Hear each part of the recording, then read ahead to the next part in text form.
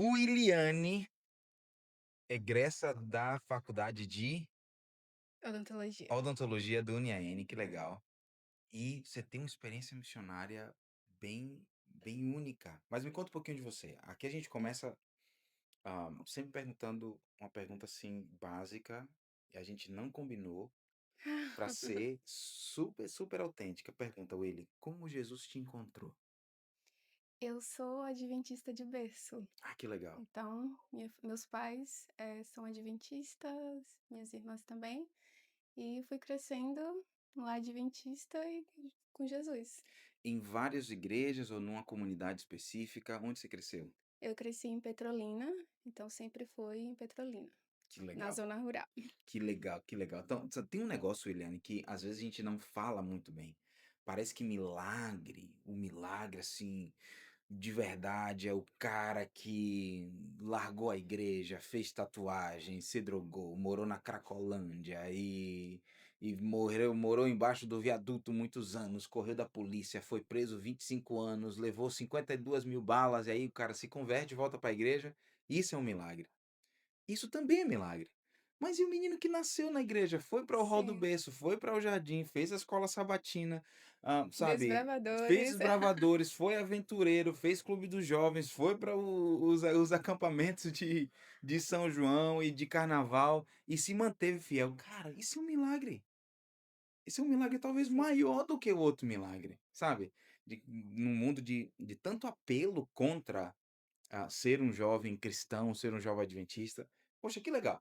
Não sei, só queria falar isso, tirar isso do meu peito, porque eu acho que a gente às vezes não fala muito disso, sabe? sim, e teve um momento da vida que eu pensei: "Nossa, eu não tenho uma experiência incrível, assim, com Deus", como você falou, né, de milagre, de ter passado por isso, por aquilo, mas aí no mesmo instante que eu pensei isso, aí eu me relembrei de tudo isso que você falou, tudo que eu vivi, cresci na igreja, meus pais, experiências, isso tudo, também não tem preço. Claro, claro. Sabe, a gente só acha que o milagre tem que ser, sabe, um grande estardalhaço, e não Sim. é. Eu gosto muito de lembrar da experiência de Elias nesse tema. Elias teve uma experiência com Deus, inicialmente quieta, na sua fidelidade a Deus.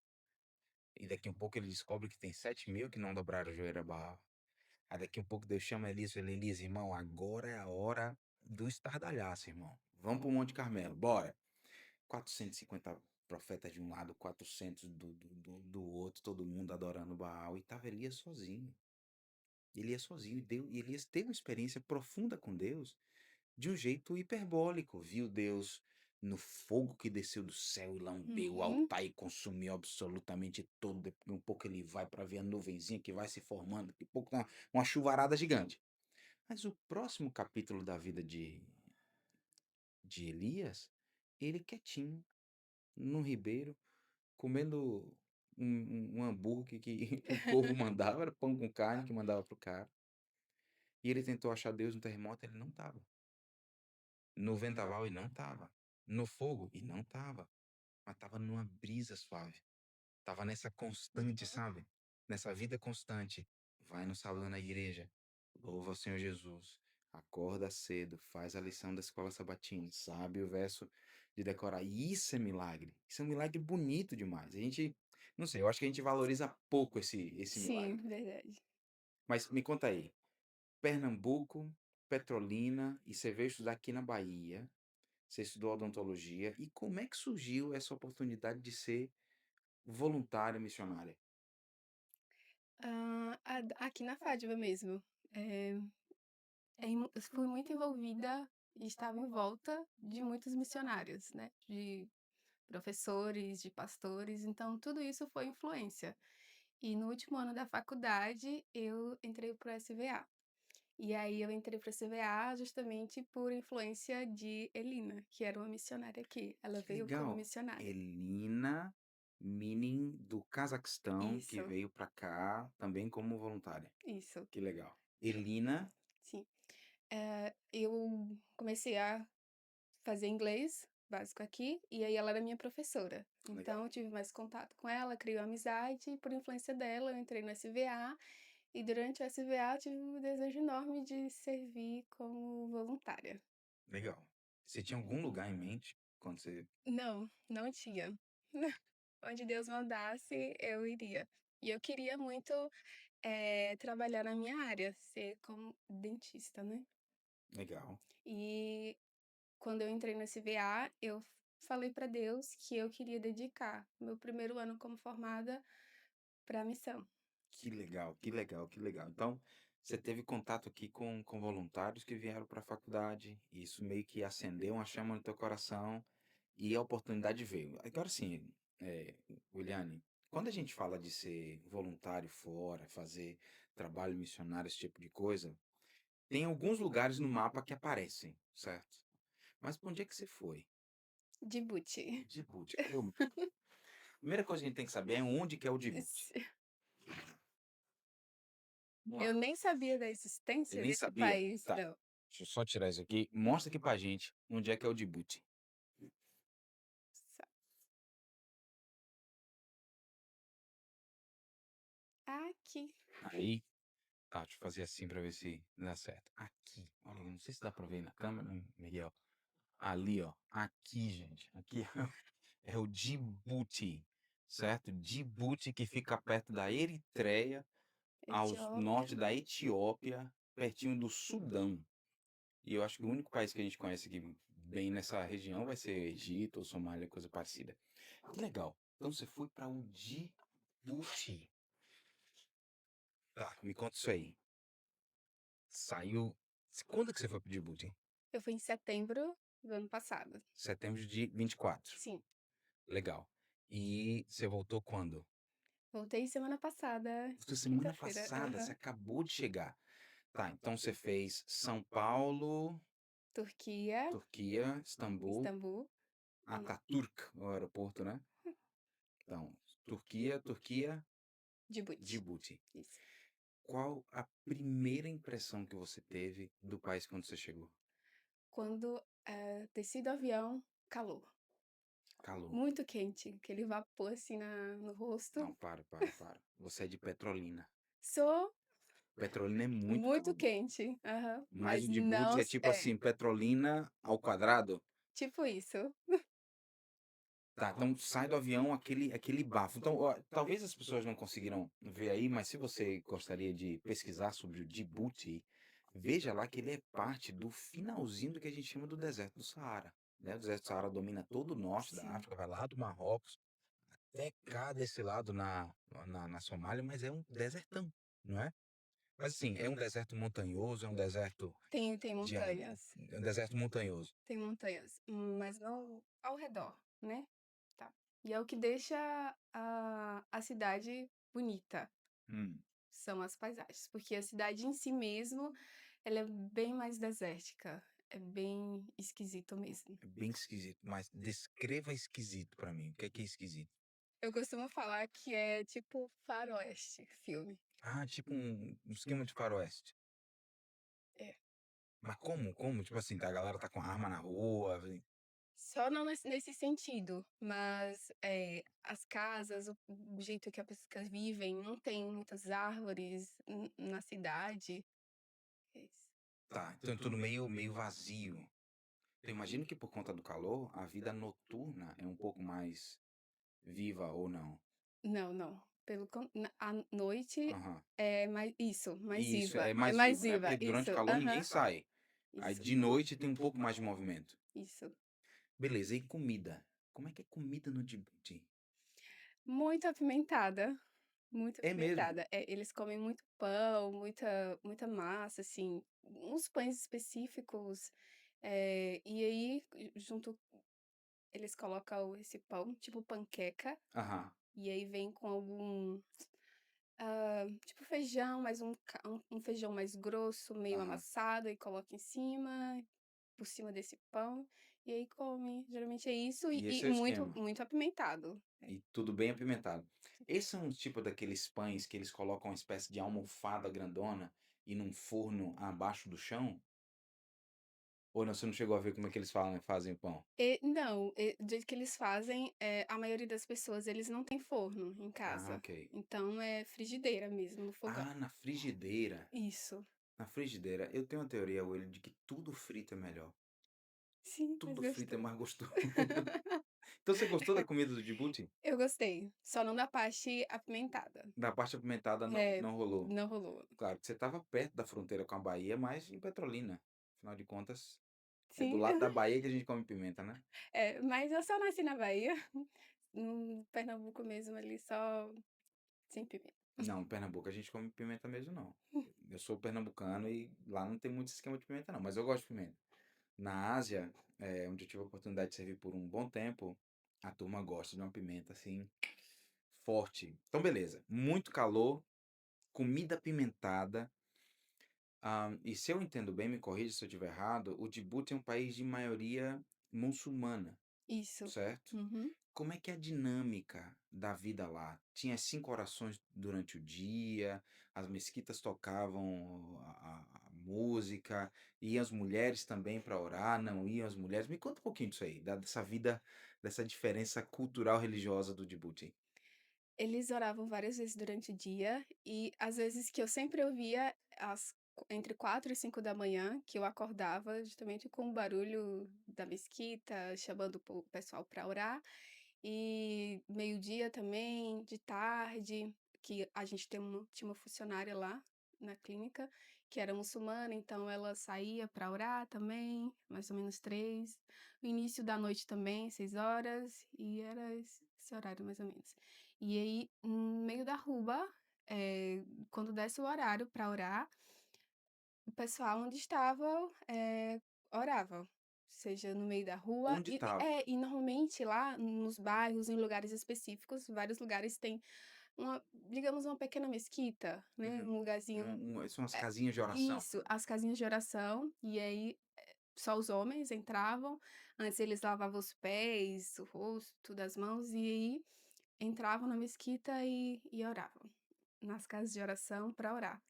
E aí tinha experiência na clínica lá, às vezes algumas mulheres que estavam lá, pacientes, davam um momento de oração, elas pediam para orar, então a gente dava a salinha ali reservada, a parte do consultório, e ela entrava e fazia o momento de oração dela. E aí Que isso é legal, muito incrível. que legal, que legal. Qual foi a sua impressão como cristã, tá vivendo nesse mundo que é profundamente religioso Sim, e que, assim, a gente fica às vezes muito focado nas diferenças, mas tem muita coisa em comum, não é? Tem uma sim. religião abraâmica, eles têm um texto sagrado, todos os profetas bíblicos são também profetas, do Islã, incluindo Jesus. Uhum. Como é que foi essa experiência espiritual para você, de estar num outro ambiente bem diferente? Eu imagino que não tem muita mesquita em Petrolina. Não, não tem. Não me recordo de ter, não tem. Não tem. E como é que foi para você, esse contato com esse outro grupo religioso? É bem emocionante, é bem incrível, tipo, eu pensava: "Nossa, eu estou aqui perto dessas pessoas que tem mais, como é que eu digo? É mais próximo da história, Hum. do início, das pessoas, dos profetas, da Bíblia, de tudo". Entendi. Então, culturalmente tem essa sensação de É, origem, sim, que a gente aham, lê a Bíblia, mas culturalmente sim, nós estamos muito distantes da cultura de onde a Bíblia se originou. E sim. você sentia que você estava um pouco mais perto disso aí. E por exemplo, também lá, como tem muitos estrangeiros lá, tinha algum funcionário da clínica, ele era da Etiópia. Então, Etiópia é citado na Bíblia, e aí, nossa, que incrível isso! E além disso também, como eu falei, das orações durante o dia. E você percebe assim: "Nossa, realmente eu preciso orar mais", Hum. sabe? Ser mais intencional na oração. Cara, que legal, que legal. Sabe, uma das coisas que me chama muita atenção, ou que me ajudaram a processar um pouquinho a minha experiência também, como missionário fora do meu país, é a descoberta de que as pessoas para quem a gente vai pregar, para quem a gente vai servir, para quem a gente vai ser voluntário, elas têm muita coisa a aprender, mas muito a ensinar também. Sim, com É muito a certeza. ensinar também. Me conta um pouquinho aí, o que que você aprendeu lá com essa turma? Eles, são bem acolhedores, eu senti muito isso. Hospitalidade. Sim, uhum. E eles são muito cheios de amor, e apesar da realidade que eles vivem, né, de pobreza e tudo isso, eu percebi que eles são muito felizes com o Hum, pouco que eles têm. hum. Talvez porque não tenham experimentado outra realidade, não sei, mas eu consegui ver felicidade neles, nas crianças, nas pessoas, isso. Caramba, William, então você tá me dizendo que uma turma que mora ali no chifre da África, entre montanhas e desertos, sol, faroeste, um calor de uns 50 graus, estão mais felizes do que a gente que vai para o supermercado e tem milhões de opções para escolher. Sim. Cara, esse é um negócio que me choca muitas vezes também, sabia? Eu lembro que uma vez eu fui para o Camboja e num orfanato muito lindo chamado Preah Yesu, que começou uns 40 anos atrás com um missionário adventista, ele era da ADRA e tal. E eu também fiquei chocado com isso. Eu estava vindo de uma cidade no sudeste da China chamada Hong Kong, onde tinha tudo, absolutamente tudo. E eu levei um grupo de estudantes para lá, de alunos da escola. E tinha aluno que vinha para a escola de Ferrari, de sei lá o mais o quê, de uns carros lá muito doido. E sempre aquela sensação de que não tá legal para mim, não sei o quê. E o contraste entre o grupo que eu estava levando e o grupo que estava recebendo a gente, para mim, foi uma das coisas mais impressionantes que eu vivi na minha vida. Eu sempre trabalhei muito com adolescentes e com jovens, mas ver esses dois grupos na mesma capela, lá num lugar chamado Siem Reap, no Camboja, um monte de crianças órfãs, algumas mutiladas, outras que foram rejeitadas pela família por ter alguma deficiência física, cantando, feliz da vida, Uhum. pulando em poça d'água, brincando de barquinho naquelas. Eles inundam, né? Alagam lá as regiões para plantar arroz. Feliz da vida. Feliz da vida. Comendo arroz e pasta de peixe todo dia. Felizaço da Feliz. vida. Aí quando a gente chegou lá, não, puxa vida, vamos comprar uns vegetais aqui, né? Caraca! Arroz, pasta de peixe e abóbora. Foi uma coisa assim. E para mim foi muito chocante a experiência. Foi em 2016 isso. Eu tava começando o meu ministério, eu falei, caramba, como que a gente se engana com um monte de bobagens que o inimigo coloca na nossa frente quando o significado de verdade tá no serviço ao próximo, tá no amor ao próximo, em servir o outro. E o que me faz pensar naquele verso de Jesus. Jesus diz o seguinte: amai ao teu próximo como a ti Como a ti mesmo. mesmo. A gente, tá vendo aí? Eu tenho que amar o próximo. Ah, não, eu tenho que me amar primeiro, o amor próprio. Mas o que Jesus está dizendo é: a finalidade do amor próprio tem como objetivo o amor do próximo, Uhum, sim. não você mesmo. Deixa eu te perguntar: você foi lá para servir ao próximo, para ser uma voluntária na tua área de dentista. Como é que foi essa experiência? Como é que você atendia as pessoas? Como é que as pessoas chegavam? Me conta um pouquinho disso aí. Lá temos a clínica, que a clínica ela existe há mais de 30 anos lá. Então, Tem uma clínica de odontologia há mais de 30 anos lá. é um centro de saúde. E aí o Certo, foco é odontologia e médica, certo. oftalmologista. E aí, pelos registros, em 2019 teve uma enchente lá e destruiu toda a clínica.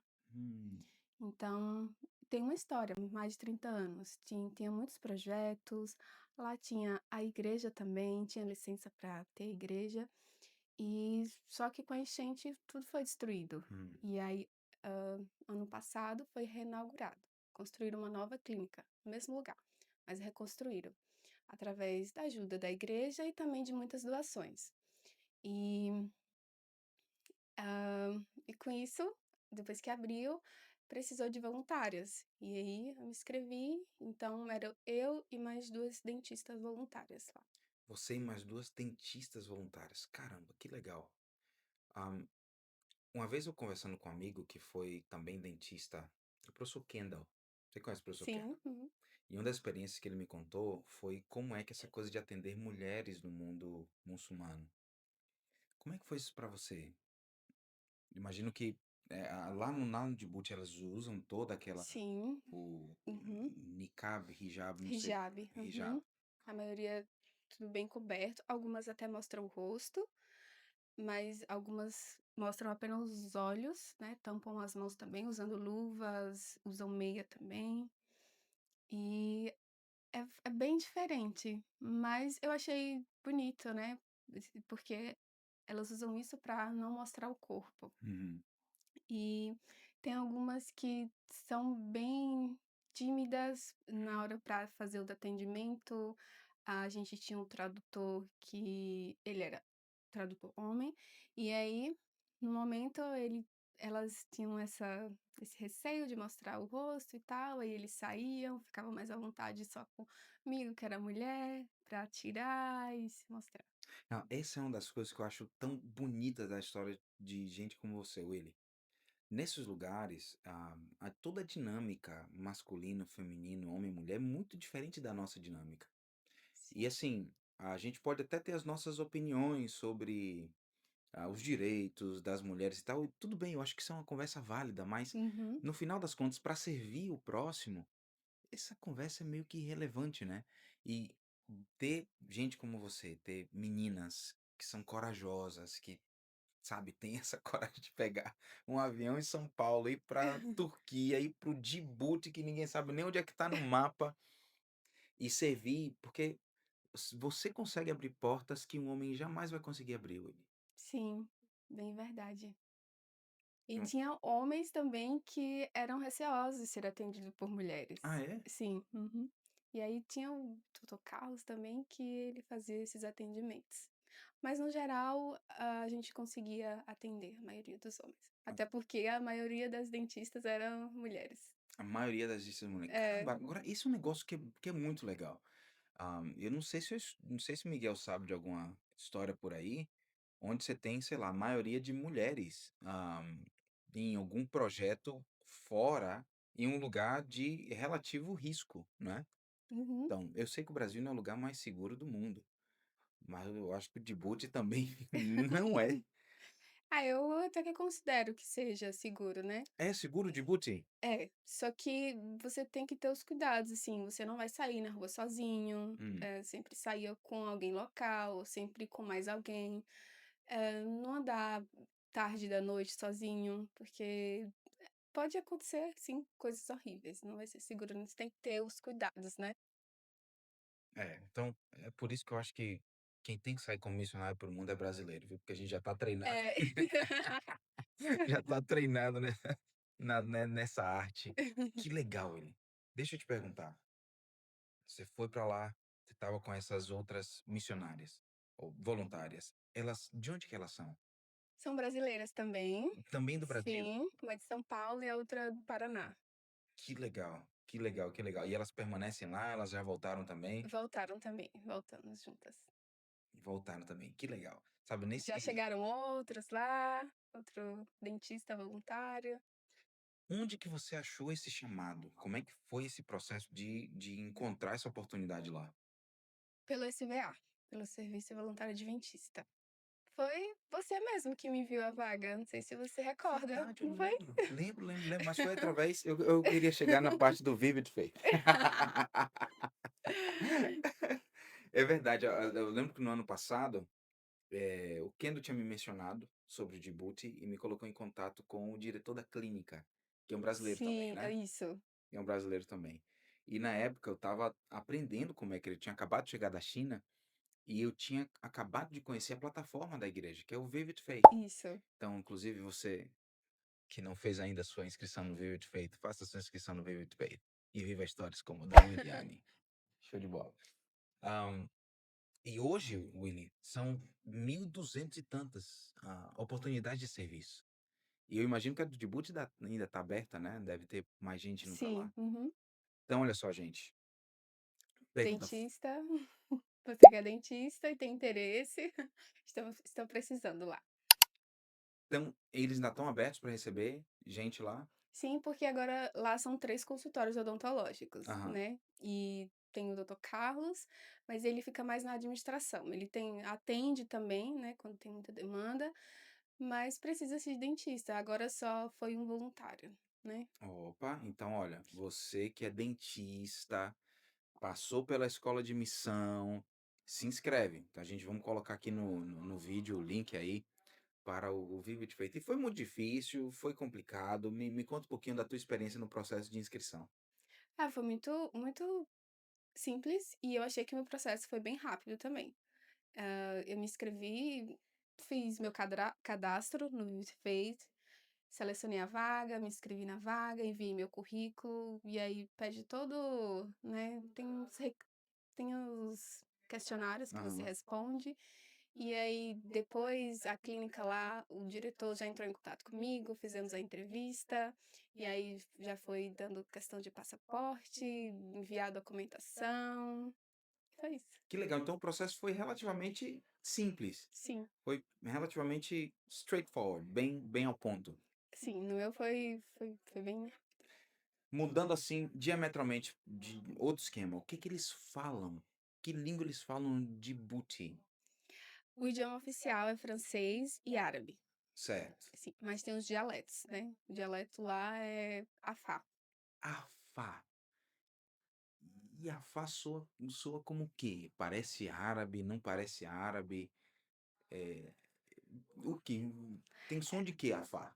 É é um eu não sei nem explicar, é uma mistura que é tudo parecido realmente, assim, Afar e Amarico, Somali, é tudo Ah, bem então, naquela parecido. região as línguas são Hã, relativamente parecidas, deve ser parte da mesmo tronco linguístico. é.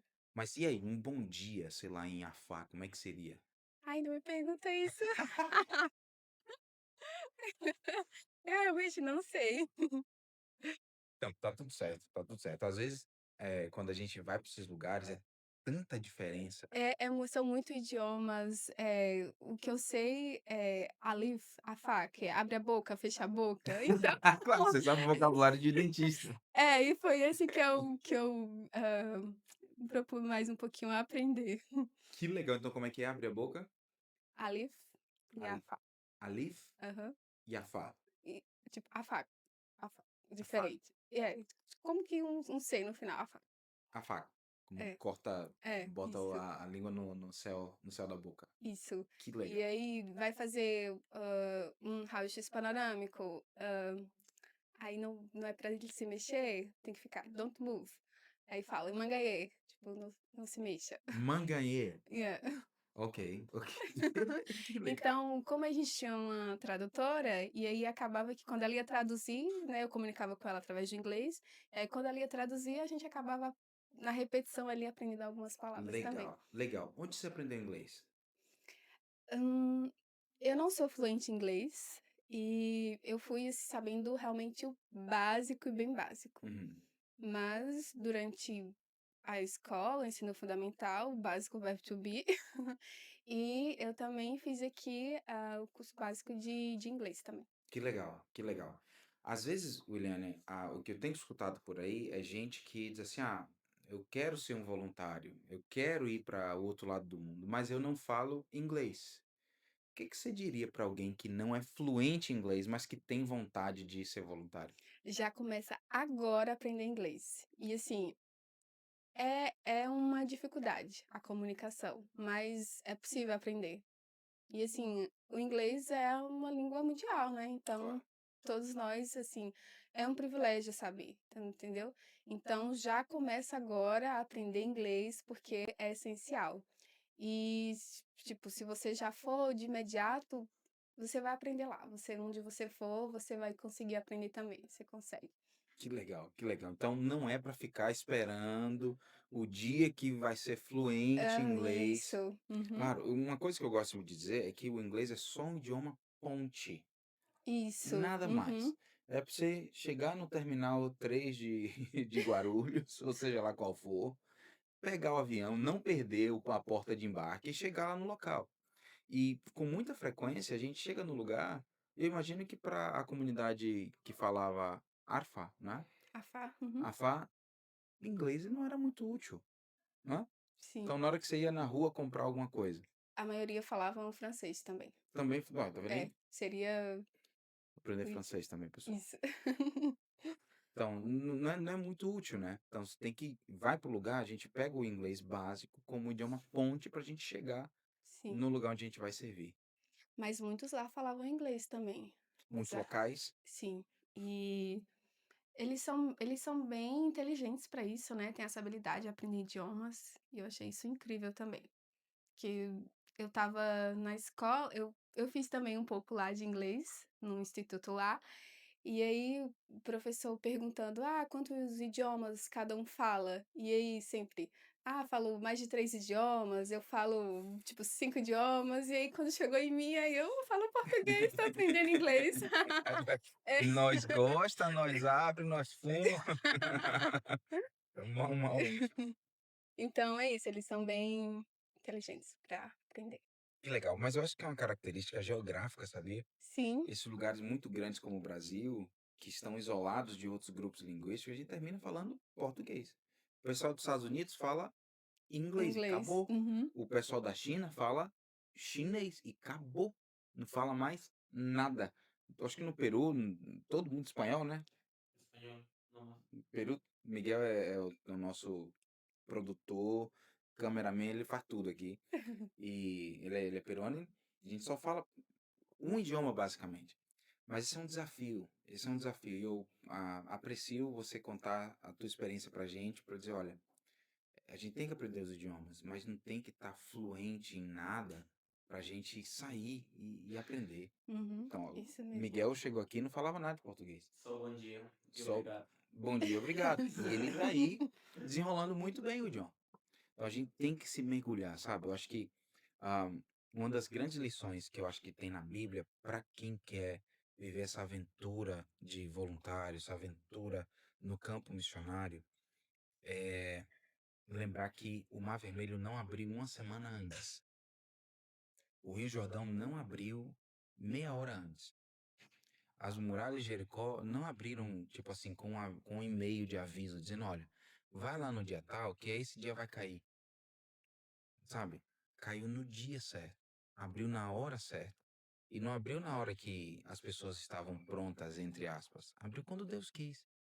Mas só abriu porque as pessoas estavam na beira do Mar Vermelho, sabe? Isso mesmo. Tava lá na beira do Mar Vermelho. Pedro andou na água porque ele saiu do barco. Então não dá para viver o milagre por antecipação. Só dá para acontecer no momento, na hora que a gente se entrega de verdade nas mãos de Deus para viver uma aventura como essa. Deixa eu te fazer uma pergunta. Pergunta, ah, não sei se você vai estar confortável de responder, mas você fica à vontade. Você consegue ver quem era Williane em agosto de 2024? Ver uma foto de Williane, uma descrição de Williane. E quem é Williane em maio de 2025 comparado com aquela de agosto de 24? Tem alguma coisa diferente? Tem alguma coisa que mudou? Me conta um pouquinho sobre isso. Se você, se você É quiser. emocionante falar sobre isso. Eh, Sempre falaram que eu fui muito corajosa, né, e isso em vários momentos da minha vida, mas eu nunca parei, assim, pra pensar: "Ah, realmente eu sou corajosa". E ir pra esse voluntariado, ir pra outro país, viver outra cultura, quando eu voltei, e as pessoas realmente falando: "Nossa, você é muito corajosa". Então eu parei e pensei: "Nossa, eu realmente fui muito corajosa". E e isso eu consigo ver, né, de antes e agora. E além disso também, eu tenho uma personalidade mais introvertida, eu sou mais quieta, sou mais na minha, meio tímida. Então eu estava muito receosa disso ser um empecilho muito grande para mim. Mas eu consegui me desenvolver muito bem, então hoje eu consigo ver que eu melhorei muito nesse sentido. Então eu consigo ver que eu ainda continuo, né, que eu sou tenho personalidade introvertida, mas eu estou mais tranquila. Eu consegui aproveitar o processo, hã, de voluntariado bem melhor do que eu imaginei que seria. Porque quando você é mais quieta, tipo, digamos, tímida, você não consegue muito aproveitar o processo, porque você Uhum. fica pensando muito: "Ah, naquilo que eu vou fazer, naquilo que eu vou falar". tudo isso. Além disso, eu tenho um pouco de ansiedade social também. Hum, Então, tudo isso foi uma eu antes de ir, eu analisei tudo isso e entreguei para Deus. Eu disse que eu não queria que isso me atrapalhasse, que eu queria viver o processo. Eu queria viver todos os dias o que eu tivesse que fazer, com quem que eu tivesse que andar, que assim fosse e que eu tivesse leveza e paz no coração. E assim foi. que legal, que legal. E Deus te deu isso. Sim, E Deus te deu isso. Então você foi quem você é, continuou sendo quem você é, mas com novas habilidades. isso. Que legal. Eu costumo pensar, Willy, que nós somos umas caixinhas de ferramenta. E essas experiências adicionam novas ferramentas para a caixinha. E talvez Deus um dia vai olhar para minha caixinha de ferramentas, para a caixinha de ferramentas de Willy e falar: olha, você pode ser a solução que eu preciso para algum problema que eu tenho do outro lado do mundo. Mas antes eu não podia te usar. Depois dessa experiência, agora você está mais completa. Que legal. E Djibouti, Brasil, quais são os planos do futuro? Então, recebi proposta de voltar para Djibouti, mas, eu sinto agora esse momento é um momento de descansar, de rever os amigos, e eu sinto a necessidade que eu preciso me especializar. Ah, Me legal. especializar para poder, se for para servir em outro país, eh, ter mais conhecimento para ser mais útil. Claro, ter mais uma ferramenta Isso, para como ser você falou, mais isso útil. mesmo. Ter mais uma ferramenta. Que legal, Eliane, que legal. Última pergunta. Que história ou ideia bíblica você acha que ilustra a tua experiência? Teve alguma coisa na Bíblia, alguma história, alguma ideia que te ajudou a, sabe, a passar por essa experiência, que foi uma experiência intensa, eu imagino. Bastante intensa, muito calor, comida apimentada, gente com gente com o rosto coberto, outro idioma. Mas me Sim. conta um pouquinho da tua vida espiritual. Teve alguma coisa na palavra de Deus que te guiou? Foram as coisas do passado, você aprendeu no Clube dos Bravadores? Não sei. Me conta um pouquinho sobre isso. Ai, calma, deixa eu pensar, que eu nunca parei pra pensar sobre isso. Não, e aqui as perguntas são assim, aqui é na base do do Hum, improviso.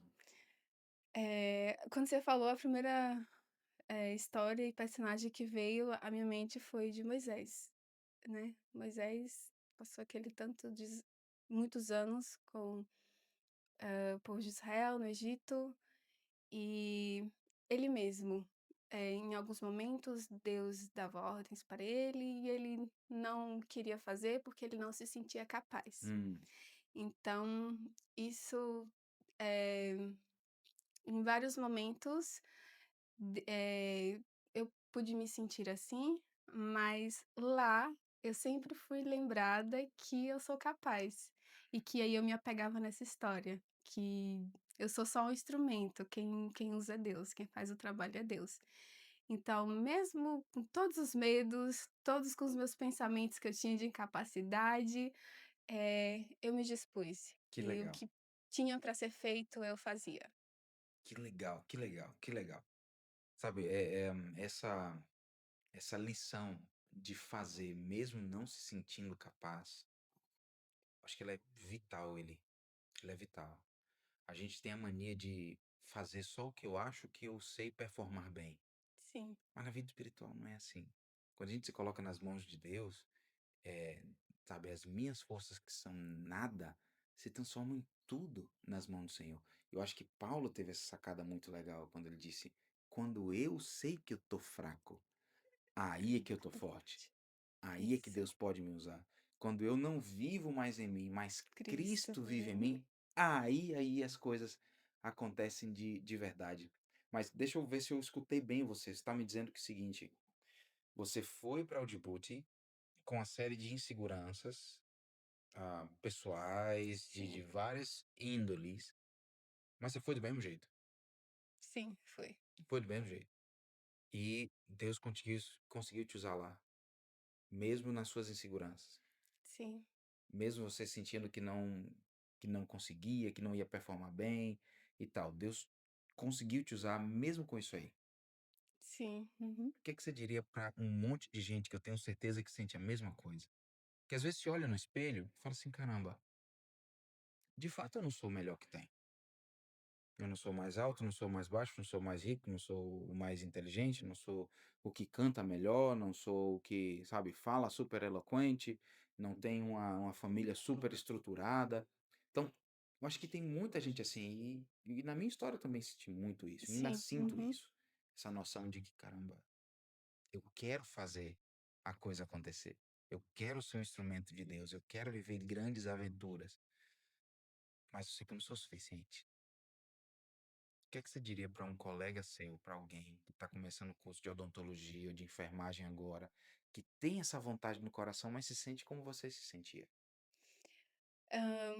Eu me sentia muito assim mesmo. Eu falava: "Nossa, eu não tenho nenhuma habilidade, eu não sou muito bem com comunicação para fazer pregações, eu não sei cantar, o que que eu vou fazer? Como que eu vou servir?". E Deus me deu o privilégio de servir como dentista. E mesmo com todos esses pensamentos, eu fui. E mas não precisa ter uma profissão, não precisa ser dentista, não precisa ter uma habilidade de tocar algum instrumento, de pregar e de cantar, com porque lá, na minha experiência, um simples abraço, um simples sorriso, isso fazia muita diferença na vida das pessoas. Eu entrar na comunidade lá e visitar para ver as necessidades odontológicas das pessoas e ver aquelas crianças, ela olhar para você e cutucar você e querer brincar com você e você dar atenção a ela, isso já vale muito. Que legal, que legal. Tá lá disponível no lugar e Isso. tá vivendo essa experiência. Uhum. Muitos vão ser os desafios, muitos vão ser os desafios, mas é muito importante você estar disposta a fazer tudo o que precisar ser feito naquele lugar, e não somente ir para fazer atendimentos odontológicos. Hum, Vai ter muitas outras coisas, então você precisa estar disposta a fazer tudo, porque isso é que é o voluntariado, que eu entendo. E, além dos desafios que muitas vezes vão querer te desanimar, mas você tem que sempre se reconectar com seu propósito, hum, porque foi isso que me ajudou a permanecer e a não desistir. É o claro, propósito. Eu tinha um propósito bem claro do que eu queria lá, do que eu fui fazer lá. claro, que legal. Mas deixa eu te te compartilhar uma ideia para ver se tem sentido para você. Essa conexão com o propósito, ela só consegue existir quando eu saio do centro da minha própria vida. Quando o meu bem-estar, o meu futuro saem um pouco do centro. E aí eu consigo me conectar com um propósito que está acima de mim, que é anterior a mim Isso. e que vai ser depois de mim, certo? Aham, sim. Encaixou perfeito no que eu queria falar. Isso mesmo. Claro, então, mas esse propósito não dá pra gente alcançar enquanto eu for o centro da minha própria vida. Quando o meu gosto, o que eu quero, porque de fato, você vai para um lugar como esse, os desafios são muito grandes. Eu imagino que você não dormiu na cama mais confortável do mundo. Imagino que você não, sabe, não se sentia mais segura do mundo em todos os aspectos. Teve saudade de família, teve estranhar comida, teve Sim, ficar, caramba, tem uma hora que dá uma agonia na cabeça, né? Muito muito idioma idioma, diferente, sim. os idiomas diferentes, você não entende muitas coisas, você fica meio, o que que Tantos eu tô fazendo aqui? procedimentos, eu recém-formada e os casos desafiadores e Claro, claro. E o que me faz pensar de uma ideia relacionada ao Abraham Lincoln, não sei se é de fato ele que falou isso, mas ele disse o seguinte: quem não tem uma causa pela qual morrer, não está pronto para viver. Não está pronto para viver.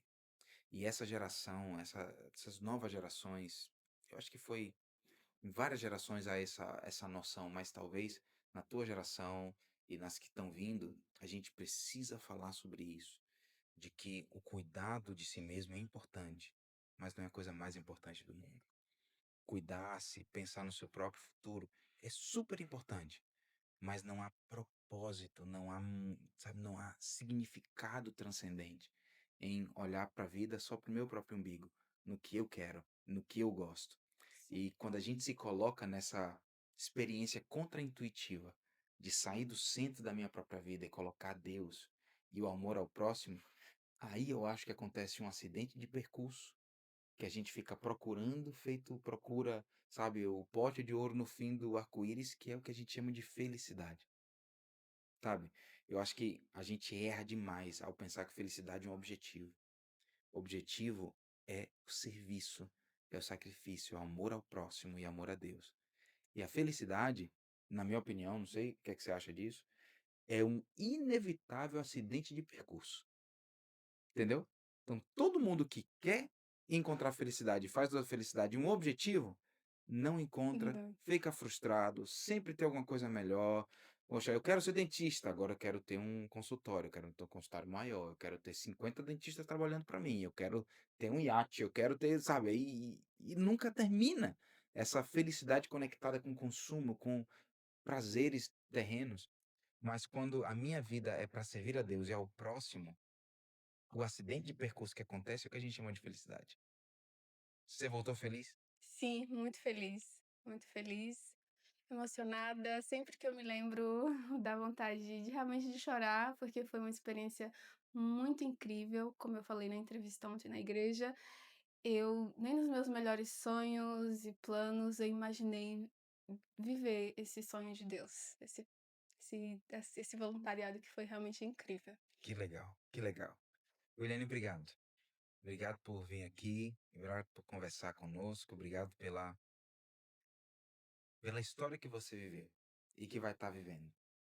É o meu desejo e voto que essa experiência seja apenas a primeira da tua vida.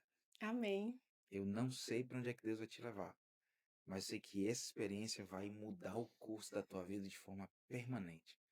Não sei com quem que você vai estar vivendo o resto da tua vida, o que vai acontecer, se vai ser dentista no Brasil, no Peru, no Djibouti, na Antártida, não sei.